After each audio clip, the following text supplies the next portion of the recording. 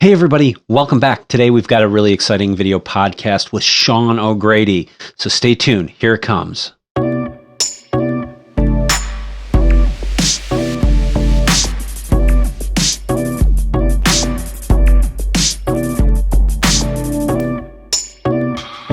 Hey everybody, welcome back to another episode of the Future Tech video podcasts.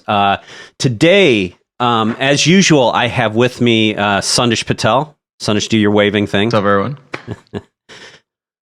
And today, I'm really excited to bring Shawn O'Grady to the show because Shawn brings a really important perspective to the conversation. As a senior executive at Insight, a $9 billion technology reseller, he has a unique perspective on the business operations of a large company, but he is also constantly in the field talking with customers and working with them to find critical solutions to their problems. So he has a great perspective on what is happening in the industry. And he has led technology companies through IPOs and mergers, and it's probably safe to say he has seen it all in the biz. And on a personal note, I have a tremendous amount of respect for Shawn. I think his insight and his wisdom in the business is unparalleled. And he doesn't always tell me the things that are easy to hear, maybe, but he always tells me the things that are important to hear. So get ready for some of that. Shawn, welcome.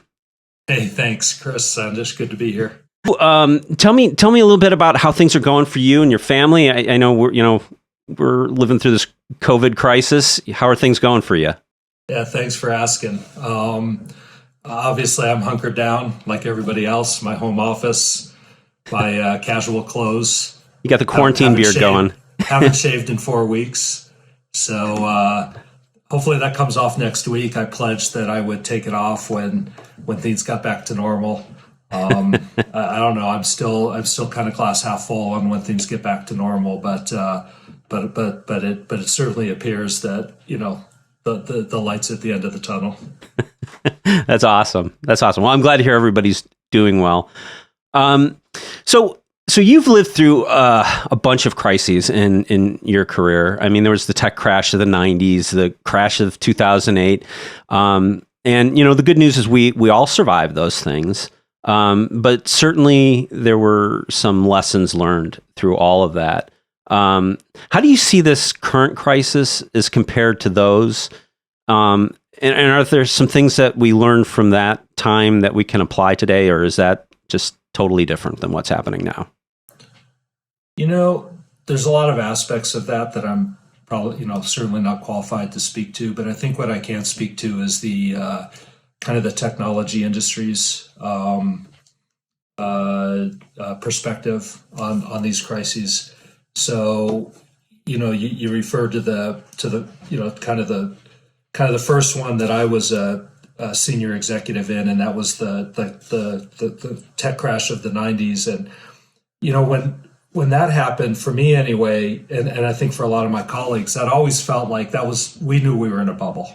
Mm-hmm. And the question always was, when's the bubble going to burst? Yeah. We were doing a lot of projects around Y2K. If people remember that, and then certainly a lot of projects around .com. And Y2K had an expiration date for sure, right? Expiration was built in, and .com, we all knew we were doing stupid stuff, right? Creating websites for dog food delivery and stuff like that. And it's just like, there's no business here. I mean, we're glad people are paying us, but there's no business here. And so, we knew that was a bubble. And when it burst, we knew that it was going to be a long time before we recovered because the economy had so much IT capacity that was now not going to be utilized. And it was probably going to be years before that all got worked out. So, from a business perspective, I think all the businesses, whether it was people like us or, companies like Cisco or, the big technology companies of the day, all knew that it was going to be really, really rough sledding for a long time. And we prepared accordingly, and that was a number of years. And then, of course, before we completely recovered, 9/11 hit. But all in all, the industry recovered. We knew it would. IT is an essential essential to the modern economy. We knew it would recover. It did. And 2008 was different. I mean, that was also, in hindsight, that was a clear bubble. But it wasn't so obvious to a lot of people. Certainly wasn't obvious to me because it was a bubble that was happening outside of our industry. Right? It was a bubble that was happening in finance. And when that started to fall apart, certainly my first reaction was, well, God, I'm glad it's them and not us. But then you realize the ripple effect. And the ripple effect, of course, was that nobody could fund their business. Yeah. And it's very, very rare that a company is completely able to fund their entire business right out of cash flow. That every single day, receipts match the expenses. And so even the healthiest companies rely on a robust capital market and lending market just to fund the day-to-day operation. And when that dried up, holy smokes, that just affected everybody. And the difference was that in this case, the demand was still there. People wanted to spend the money. They just couldn't because they were worried about preserving cash so that they could make things like payroll and rent and those types of things. So, that one was very different because while that was super painful, and there were certainly days, we weren't sure how that was going to work out, and obviously the federal government had to get heavily involved to backstop that. But you sort of always had this feeling that assuming we could shore that up, things would get back to normal pretty fast, and they did. So there were some really scary days there, really scary. I can remember personally us balancing income with receipts, and I can remember days worrying about making payroll and worried about paying rent and expense reports and all that stuff. So those were tough days, but as it became clear that the liquidity in the market was going to improve, everybody sort of felt that we would demand in IT would return, and it did. And the IT industry as a whole has been very, very busy, active, and healthy since that time. When I look at this one, it certainly to me doesn't look like the first one, the tech crash, because businesses need IT more than they ever have, and I think that this crisis is making that even more and more obvious. Right? I don't need to tell people. Everybody already knows what's happening with security intrusion, network capacity, supporting remote workers. I mean, all of these things. It's become obvious to companies that investing in IT is gonna probably be even more important than it was before. So but it certainly has the liquidity crisis of the second one, and so. Kind of, if I had to give my best guess as to how this one feels to me compared to the other ones, my best guess is that it's actually, the short term is actually going to be more painful than 2008.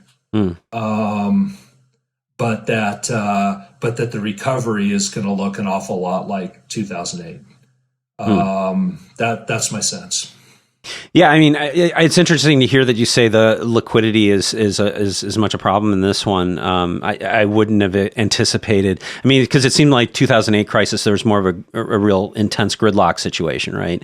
Whereas, well, here's the thing. I think that it's interesting, and I can remember this dialogue in 2008 where people said, God, this is a lot like the Depression. But nobody in decision-making capacity actually lived through the Depression, right? And but this one, everybody in decision-making capacity lived through 2008. So I think that people were way faster to respond, right? Whether you're talking about the Fed or the administration or Congress or business executives, I think everybody was faster to respond because the memory is still pretty fresh. So from that perspective, Chris, I completely agree with you. I think that the wheels of commerce have been greased as much as they can possibly be greased. I think what happens though is Goldman Sachs, and I think J.P. Morgan agrees with this assessment that second quarter GDP could be down anywhere between 25 and 35%. Wow. Now that's not spread evenly, right? Yeah. If you're Marriott or Hilton or United Airlines, you're going to see way more than 25 or 35%. And other companies like, I don't know, it looks like, the grocery companies for now, or the toilet paper companies, they're probably doing pretty okay. But if you assume the average company is down 25 to 35%, I can tell you almost no company can survive that kind of an immediate reduction and still stay liquid. Yeah. And so, companies are going to have to, and you already see companies, laying people off. You see them furlough, stopping 401k match. You see them doing everything they possibly can. So you're right, Chris. The comparison to 2008 in terms of money that the public sector is making available to grease the skids, that has been faster to respond. Yeah. But the impact on business, 25 or 35%, people, and then you're gonna see that in our business, right? I mean, and your audience is seeing this or managing their way through it too, which is, look, cash management has to be key right now. Mm-hmm. And so, where can we afford to, what are the things that we really need to do, and what are the things that, could wait? Because, by the way, the last I saw, both of those two, financial companies were also projecting as much as a 15% growth in GDP in the second half of the year. Yeah. So, I think there's a real focus on what's critical, what has to be done, what money has to be spent right now versus, what could wait. And that's the real thing that we see going on right now.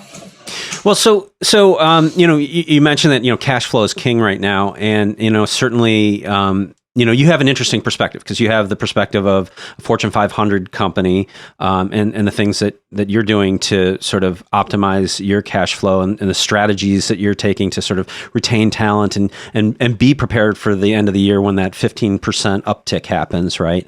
But you're also talking to customers, and what sort of strategies are you seeing among the customers, just both from managing their business, but also to kinds of technologies that you see them seeking out that are benefiting them right now? Well, the obvious one is that companies are still trying to obviously operate. Mm-hmm. You can't. We all have to hunker down personally. But to the extent that a company can still operate, they have to operate and generate, support customers. You see the whole range of, if you're in the hospitality business, you're not probably serving very many customers right now. But if if you're in other businesses, your customer demand hasn't gone away. Yeah. And you still have to support them.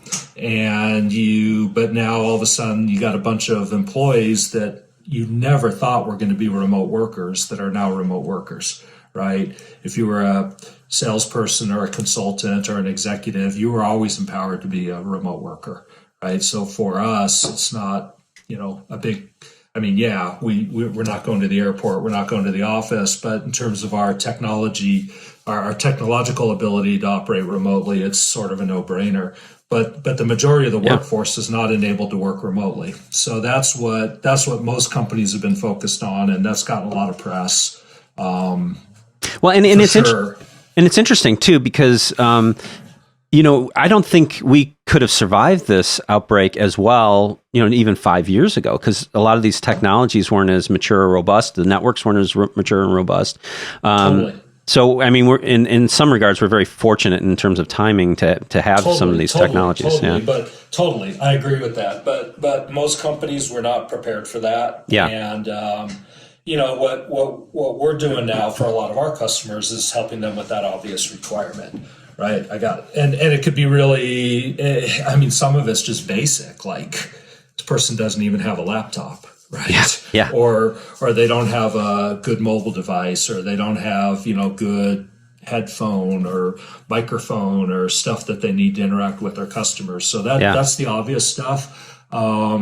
We have, we're obviously, seeing a little bit of a supply chain crisis because a lot of these components come out of China. And that's been fairly well locked down. Yeah. So, a lot of customers, either from an expense standpoint or just dealing with the supply chain concern, have decided to go with things like VDI technology, where the employee can use their home computer, but the company doesn't have to worry about that they've got the right image and security, endpoint security, and those sorts of things on that device. So we're doing a lot of that. We're seeing a lot of that. Those are the obvious things, right? Yeah. The things that kind of come downstream from that are, and again, this has gotten a lot of press. I'm not breaking any news here, but the hacker underworld is I don't think they're sleeping right now, or maybe they're recruiting some of the furloughed workforce. I don't know, but every company is seeing an increase in attacks. They're taking advantage of the fact that a lot of people are working remotely. They weren't properly set up to work remotely. There are vulnerabilities that weren't there before, and so one of the downstream effects is we're seeing customers now having to address security concerns that have popped up. We're seeing impact on customers' network, the network capacity, and then for where we have turned on VDI, certainly the back end capacity to support VDI. Yeah. Because of course in that situation you've just moved all of the storage and compute from the device into a data center, whether it's a public cloud data center or the customer's private data center. So these are, the first step was, oh my gosh, I got to get my people to work remote. And then it's kind of, once you solve that problem, then you're sort of moving the water in the water balloon down to the next set of problems that you see. And I think at this point, most companies have probably solved the work from home problem. But most companies are now dealing with those, secondary ramifications that I talked about: security, network capacity, and VDI capacity. Yeah, I mean, it is interesting because, we talk to companies now and, we hear the, well, we were going to, roll this out over 2 years and we had to do it in a week, and it begs two questions. One is like, why was it going to take you 2 years in the first place? Maybe there's some things built into that process that weren't terribly efficient, but the other piece is like, what corners are you cutting, right? I mean, the security discussion, like you mentioned, is really important. And I think, we're sort of on the cusp of this sort of zero trust world, right? And totally. That's a really interesting discussion, I think, right now. Yeah, it completely is. And then I talked to a customer yesterday that it's just even ransomware, right? Yeah. And even in a zero trust environment doesn't mean a 100% secure environment, unfortunately. And there it's for some customers, this would be this is not a project we're working on right now. Data protection and backup, we're not working on that right now. We're going to move that into later times. And then other customers that say, I'm really exposed. Yeah. If we got ransomed, we would have to pay, and we don't even know how to get a Bitcoin. So this customer was actually accelerating a data protection and fast restore project because the board is asking them for what their plan would be if they got ransomed. So there's just all kinds of things. For us personally, we have a number of people in my organization that support our managed service operations in the Philippines. And this team was not at all enabled to work from home. And so when the Philippines locked down actually before the U.S. did, because of their proximity to China. But when they locked down, we had overnight, we had to enable these people to be able to work from home. Yeah. So we immediately rolled out a VDI solution, and it was a VDI solution we had developed for our offshore Indian workers to use. So we were able to deploy that really, really fast. But, we deployed that to a pretty big chunk of people. And, the fastest way for us to deploy it was to deploy it in Azure, which is what we did. So we got that done overnight.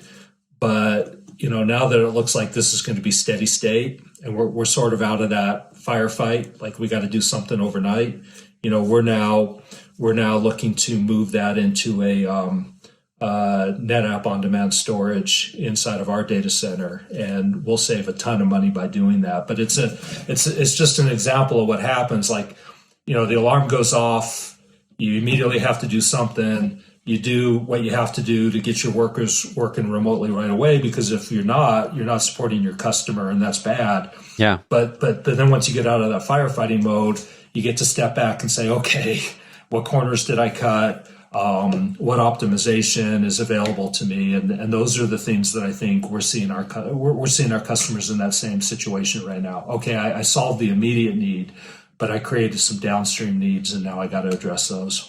Yeah. Well, I think what's interesting is I've seen, this event has sort of accelerated the adoption of SaaS-based products and cloud-based products, because, that's where the capacity was, right? But, like you said, I think, there's a point where everybody's going to have to go back and assess what they did and try to figure out, what did we miss here? And I think, you a little earlier, you were kind of talking about, some of the companies you're working with and how they've felt exposed, and how, you've been helping them, come to the realization of some of the things that they've got to do. What do you see as the vendor's role these days? I mean, because, one of the things that we've been saying is, like, if there's a little bit of, you don't want to be selling hard in a time of crisis, right? There's something slightly distasteful about being the ambulance chaser kind of guy out there, right? But on the other hand, these customers need a lot of help, and the place they can get this help is probably from the vendors. How do you see that role right now, and what's the sort of right balance that everybody needs to strike at this point? So you're talking about companies like Insight, or companies like, okay, so we, for Insight, we've very much adopted a rallying around a concept of serve, don't sell. Yes. Yeah, exactly. And I think that's more than just a marketing slogan. I mean, we've done stuff for customers that we would, under normal circumstances, wouldn't do, right? Yeah. Like, get people out to work on a project without an SOW. Get people to go out and work on a project without a PO. Just like, let's not worry about the money. This is an emergency. You're a customer. You need help. Or like maybe you can't pay. Maybe you can't even pay us ever. Right? That's not what's most important right now. That, if you're in this for the long term, you make those kinds of investments. You don't worry about it. It all works out in the wash. So, I really think that serve, don't sell is a good motto, and you really have to, you really have to back it up with action, not just talk. But, I think that's really where it is. I mean, we have a huge amount of capability, huge amount of technical capability, huge amount of service and support capability. We can help, and it's when a customer's in a crisis, or when anybody's in a crisis, if you're smart, your first instinct is to think, who can help me, right? Yeah. Like immediately, who can help? Who can help? Who can help? I mean, you can't do everything yourself, especially when you feel like you got more stuff on your plate than you have cycles to deal with it. You got to think about who can help you, and that's certainly how we're thinking about is how do we help? I absolutely love that motto: serve, don't sell. Yeah.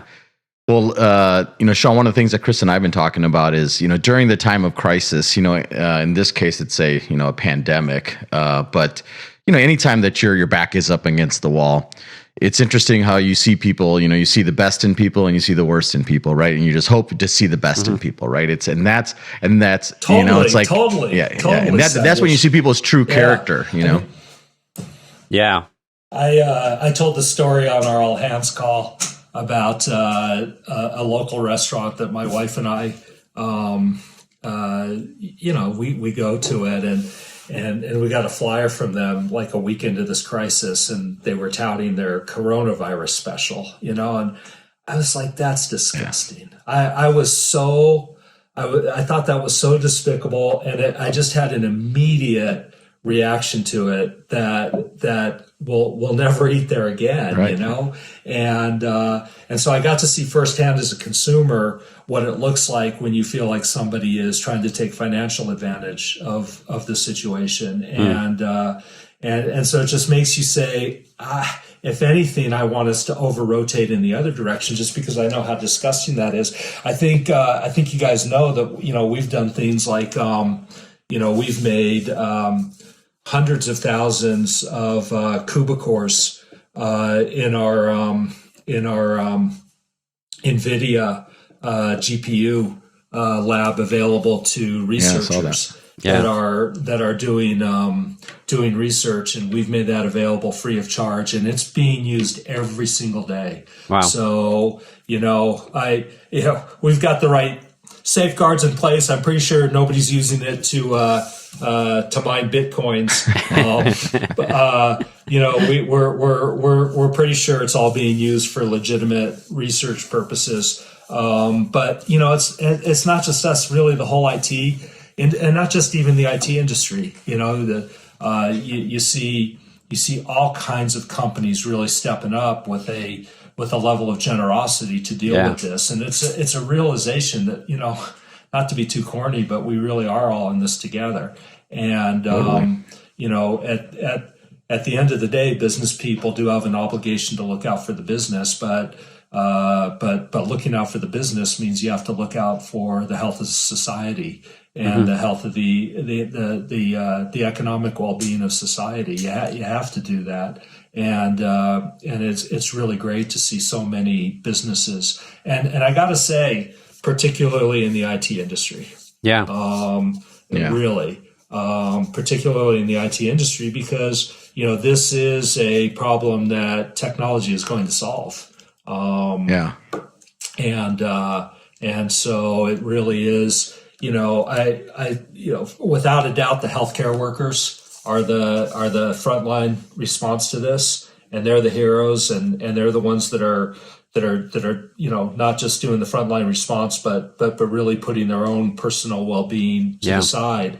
So they're like head and shoulders above everybody else, for sure. But not far down that list, you would come to IT as saying, these are the people we've got.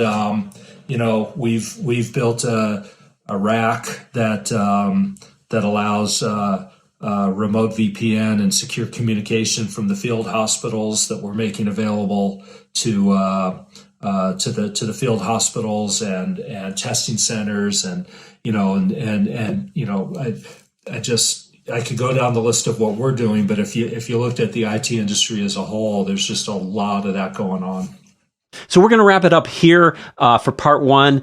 Stay tuned for part two. If you like what you saw, hit the like button, subscribe, please, and hit that bell icon to get notified when we post part two.